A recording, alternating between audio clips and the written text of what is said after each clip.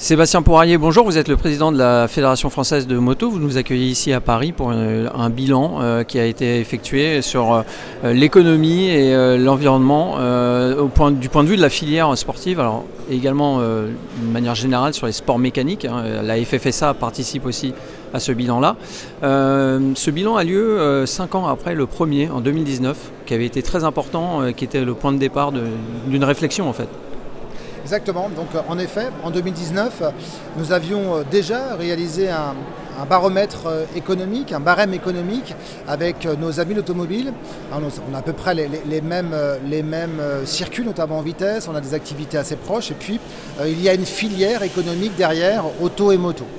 Donc l'objectif était vraiment de consolider nos deux filières et de valoriser ce que les sports mécaniques apportaient à notre pays en termes de contribution évidemment financière, en termes de taxes, mais aussi en termes d'emploi, en termes d'animation, etc. Et donc ce barème économique nous a été d'une extrême utilité durant la crise sanitaire en 2020. Il faut savoir que les sports mécaniques ont pu sortir très rapidement du confinement, puisque dès, je crois, le mi-mai, nos pilotes, nos licenciés auto comme moto pouvaient s'entraîner, et puis on a repris la compétition très peu de temps après. Bon. Tout ça grâce à ce bilan justement qui avait été établi et qui était le tout premier de l'histoire. Exactement. Tout ça, moi j'ai participé avec Nicolas à l'époque à des réunions au ministère pour défendre l'activité économique avant l'activité sportive, parce que tous les sports étaient impactés. Donc ces indicateurs économiques ont été d'une très très grande utilité dans cette période troublée et je crois que ce sont des acteurs cœurs, des indicateurs cœurs.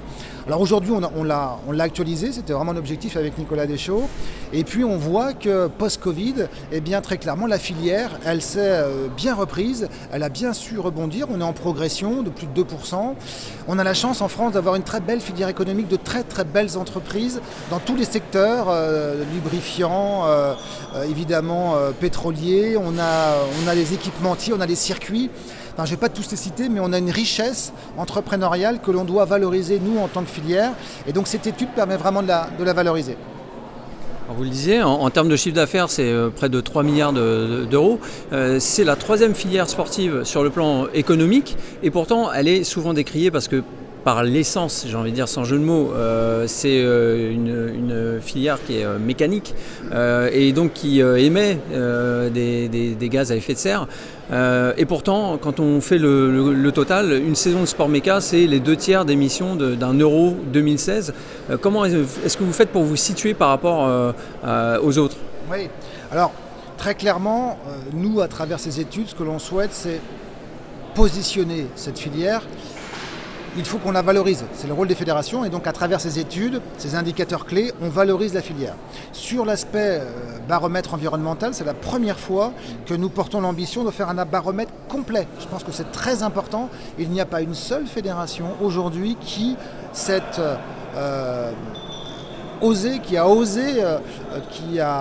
inscrit dans un baromètre aussi complet, aussi large et qui est allé sur toute la filière complète. Bon, donc il y avait du sens par rapport à l'économie. Évidemment, c'est un risque. Pourquoi est-ce que l'on dit ça? On l'on dit parce que cette filière économique et les sports mécaniques ont participé par le passé à améliorer la sécurité. Et dans notre quotidien, auto comme moto, et encore tout récemment, regardez ce que l'on peut faire en compétition sur les airbags, eh bien dans quelques années, on va tous en bénéficier en tant que motards. Donc ça, c'est une force pour notre pays, une force aussi pour nous, fédérations délégataires.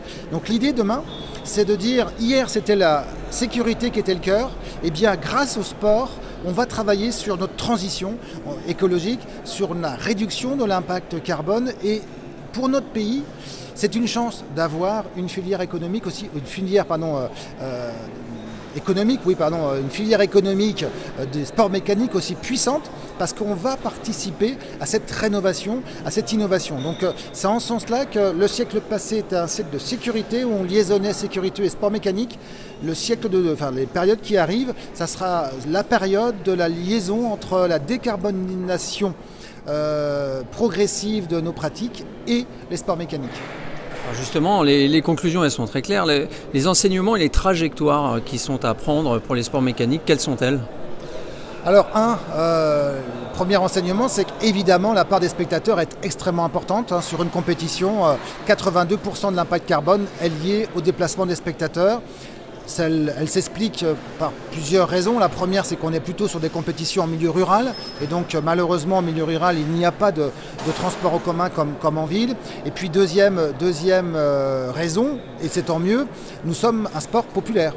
Sur l'ensemble de la filière, on est à peu près à 3 millions de spectateurs qui sont allés en 2022 regarder un événement de sport méca, auto ou moto. Donc voilà l'explication, donc c'est plutôt positif. Maintenant, comment est-ce qu'on fait une fois qu'on a eu le courage de récupérer ces chiffres? C'est en effet de réduire la part des émissions carbone des spectateurs. Ce qu'il faut également savoir, sans noyer les internautes de chiffres, c'est que les 10 plus grosses manifestations auto et moto représentent 90% de l'impact carbone des spectateurs. Donc ça veut dire qu'on peut travailler avec ces 10 gros organisateurs d'épreuves importantes pour privilégier le covoiturage, pour privilégier le green ticket. Il y a déjà des tickets d'entrée qui voient une réduction pour ceux qui sont venus en transport en commun. Enfin, il y a des choses à construire pour réduire très facilement et très rapidement notre impact carbone au titre des spectateurs, en sachant que demain, avec la mutation du parc automobile, naturellement, ça va diminuer.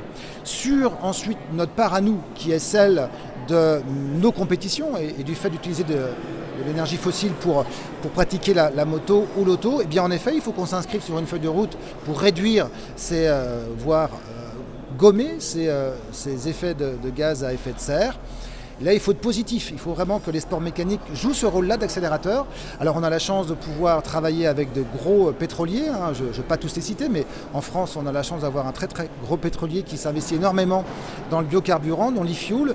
Et donc, l'idée, c'est vraiment de se rapprocher de lui et d'autres, puisque au niveau international, le MotoGP, par exemple, eh bien, sera aussi sur un carburant totalement non fossile dès 2027.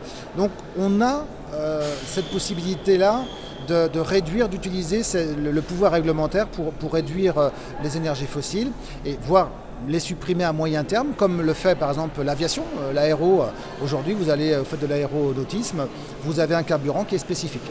Donc voilà le travail que l'on mène. Il y a aussi l'électrique qui arrive sur certaines disciplines. Je pense au motoball, avec une trentaine de motos qui vont être utilisées dès l'année prochaine ou dès la fin 2024. On a du moto électrique qui arrive également en motocross avec des machines qui sont extrêmement performantes. Donc on va accélérer ce mouvement à travers l'innovation. Moi je le redis encore une fois, c'est une chance pour notre pays, c'est une chance. Les sports mécaniques constituent le lieu d'innovation et c'est un laboratoire, il faut vraiment en profiter. Alors les plus cyniques diront que le meilleur moyen de limiter ou même d'effacer complètement le poids des sports mécaniques, c'est de ne plus pratiquer, c'est de ne plus s'y rendre. Mais peut-être une petite piste pour le prochain bilan, y intégrer un pan médical. Peut-être qu'on va découvrir que les licenciés et les pratiquants utilisent moins d'antidépresseurs, sont en meilleure santé, sont plus heureux. Mais bon, moi ce que je réponds, c'est on peut tout interdire. La moto, la gym, le foot, toute vie entre guillemets de loisir. Puisque si on le met face à une urgence existentielle de la planète, tout ce qui est accessoire, tout ce qui est plaisir n'a plus lieu d'être, on doit se concentrer sur le primaire. Bon, on l'a vu, la période Covid et le confinement, on était un peu dans cette hiérarchie-là. Ce qui est accessoire et ce qui est prioritaire, on voit les effets psychologiques, sociétaux, de ce confinement, comment est-ce que c'est venu totalement bouleverser le bien-être des Français, notamment des plus jeunes. Le sport santé, le sport plaisir, le sport bonheur, et j'enlève le mot sport, le plaisir, le bonheur et la santé, ça passe par une liberté individuelle qui est respectée. Et le sport, moto, on l'a vu après le Covid, c'est la liberté. Il y a un sentiment de vie, il y a un sentiment de liberté, et ça, il faut le protéger. Et donc moi, ce que je dis avec Nicolas Deschaux, c'est que les sports mécaniques ont tout leur sens. Ce sont des filières, et c'est un sport complètement moderne. La moto a tout son sens. On doit répondre à la transition, à l'évolution. Je pense qu'en effet, il y a une urgence climatique.